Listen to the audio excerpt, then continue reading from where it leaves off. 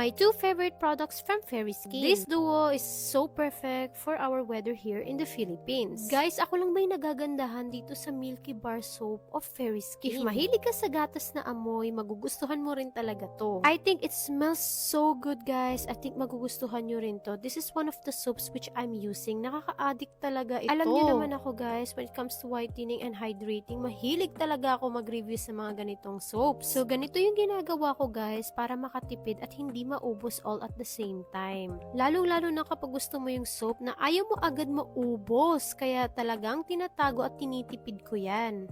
Grabe, nakaka-hydrate talaga to ng skin, guys, kasi it gently exfoliates the skin for smoother and brighter skin. So guys, this is only what I can show you, yung kamay ko, kasi alam nyo naman, bawal sa amin ipakita ang katawan namin. And the next is syempre hindi mawawala yung Milky Body Lotion ng Fairy Skin. This has already SPF 30 para ma-protect